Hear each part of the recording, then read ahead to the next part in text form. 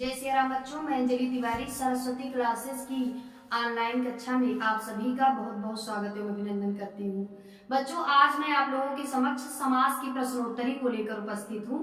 बच्चों, इससे पहले आप सभी ने समास को विस्तृत रूप में एक बार आप पढ़ चुके हैं। आइए एक बार हम उसका संक्षिप्त रूप में अवलोकन एक प्रश्नोत्तरी के माध्यम से करते हैं। तो आइए देखते हैं कि इसमें कौन कौन से प्रश्न हैं इस समास की प्रश्नोत्तरी में। तो आइए देखते हैं प्रश्नों की इसी श्रृंखला में हमारा पहला प्रश्न है बच्चों, अनुरूप में कौन सा समास है? अनुरूप में कौन सा समास है? आपको बताना है। समास 6 प्रकार के होते हैं। यहाँ 4 ऑप्शन में दिया गया है, 4 समास। आपको ये बताना है कि अनुरूप में कौन सा समास है। तत्पुरुष समास option number A, option number B अव्ययी भाव समास, ऑप्शन नंबर सी द्वंद्व समास, ऑप्शन नंबर डी है द्विगु समास। तो बच्चों, आप सभी को पता है कि अनु जो इसमें है, अनुरूप में जो अनु है, अनुरूप में जो बच्चों अनु है, ये आपका अव्यय है। और पूर्व पद अव्यय किस समास में होता है? तो अव्ययी भाव समास में होता है। इसी से आपको पहचानना है कि यहाँ पे अव्ययी भाव समास है। अनुरूप यानी रूप के अनुसार या रूप के योग्य। तो इसका जो विग्रह हो जाएगा बच्चों, ये हो जाएगा रूप के अनुसार।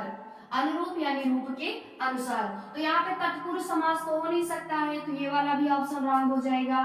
द्वंद्व समास ये भी नहीं हो सकता है। द्वंद्व समास में बीच में योजक चिन्ह लगा होता है, तो यहाँ पे योजक चिन्ह तो है नहीं। तो द्विगु समास में पहला पद संख्यावाची होना चाहिए, तो वो भी नहीं है। तो फिर आपका बी नंबर ऑप्शन यानी अव्ययी भाव समास बिल्कुल करेक्ट हो जाएगा। अनुरूप में कौन सा समास है बच्चों? तो वो है आपका ऑप्शन नंबर बी यानी अव्ययी भाव समास।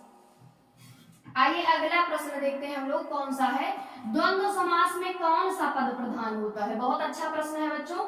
द्वंद्व समास में कौन सा पद प्रधान होता है? तो आपको पता होगा कि द्वंद्व समास में दोनों पद प्रधान होते हैं, अर्थात पूर्व पद भी और उत्तर पद भी प्रधान होते हैं। यानी दोनों पद स्वतंत्र होते हैं और बीच में उनकी योजक चिन्ह लगा होता है। तो यहाँ पे द्वंद्व समास में कौन सा पद प्रधान होता है बच्चों? तो इसका सही ऑप्शन हो जाएगा ऑप्शन नंबर सी यानी दोनों पद।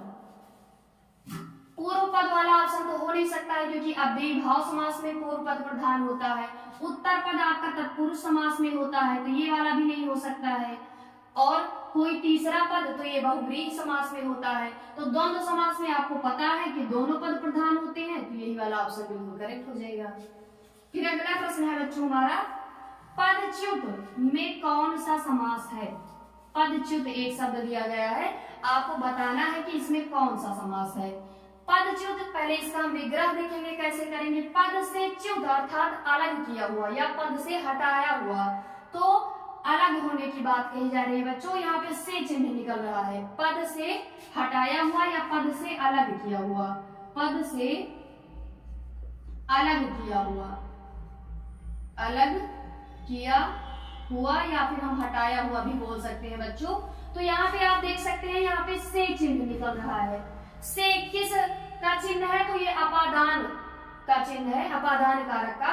तो यहाँ पे किस समास में कारक चिन्हों का लोप होता है? तो तत्पुरुष समास में। तो यहाँ पे ऑप्शन में कहीं भी तत्पुरुष दिख रहा हो तो वही वाला ऑप्शन सही हो जाएगा, यानी ऑप्शन नंबर डी तत्पुरुष समास बिल्कुल सही हो जाएगा।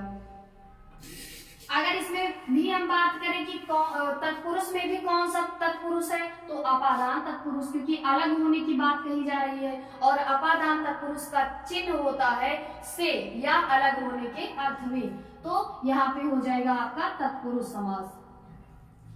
राज दरबार में कौन सा समास है? अगला प्रश्न है बच्चों हमारा, प्रश्न नंबर 4। राज दरबार में कौन सा समास है?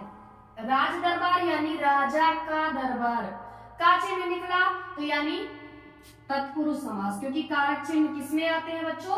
तो वो है तत्पुरुष समास में, क्योंकि जिस समास में कारक चिन्हों का लोप होता है बीच में, वही होता है आपका तत्पुरुष समास। तो यहाँ पे ऑप्शन नंबर सी यानी तत्पुरुष समास वाला ऑप्शन बिल्कुल सही हो जाएगा। फिर इसी क्रम में अगला प्रश्न है बच्चों हमारा, विशेषण और विशेष के योग से कौन सा समास बनता है। विशेषण विशेष संबंध, उपमान उपमेय संबंध, आप सभी ने पढ़ा है कि ये होता है बच्चों कर्मधारय समास में। तो यहाँ पे ऑप्शन नंबर ए यानी कर्मधारय वाला समास बिल्कुल करेक्ट हो जाएगा। फिर अगला प्रश्न है बच्चों हमारा, अष्टाध्यायी में कौन सा समास है। या तो कोई उदाहरण देगा, आपको बताना पड़ेगा कि उसमें कौन सा समास है, या फिर कोई समास दिया है तो आपको विग्रह करना पड़ेगा। तो अगर आपने तो देखिए बच्चों यहाँ पे अष्टाध्यायी एक शब्द दिया गया है, अष्टाध्यायी में कौन सा समास है ये आपको बताना है। तो ऑप्शन नंबर ए है द्वंद्व समास, द्वंद्व समास तो हो नहीं सकता। ऑप्शन नंबर बी है द्विगु समास, ये हो जाएगा आपका करेक्ट ऑप्शन, क्योंकि जो हमारा द्विगु समास होता है बच्चों उसकी परिभाषा यही होती है कि उसका पहला पद जो होना चाहिए वो संख्यावाची विशेषण होना चाहिए। तो यहाँ पे आप देख सकते हैं बच्चों अष्टाध्यायी, अष्ट यहाँ पे पहला पद हमें देखना है अष्ट, अष्ट मीन्स क्या होता है बच्चों 8, तो यानी 8 अध्यायों का समूह या 8 अध्यायों का समाहार, यही होगा इसका विग्रह। तो इस वजह से बच्चों यहाँ पे द्विगु समास हो जाएगा। फिर अगला प्रश्न है बच्चों हमारा, सज्जन शब्द में कौन सा समास है। सच्चा है जो जन, इसका विग्रह क्या हो जाएगा बच्चों सज्जन का, सच्चा है जो जन, जन मतलब लोग या व्यक्ति, तो ये जन की विशेषता क्या है बच्चों कि वो सच्चा है। तो जब विशेषण किसी का पहले लिखा होगा बच्चों, विशेषण विशेष का संबंध होगा, तो वहां पे हमेशा हमेशा कर्मधारय समास होगा, ये आप ध्यान में रखना बच्चों।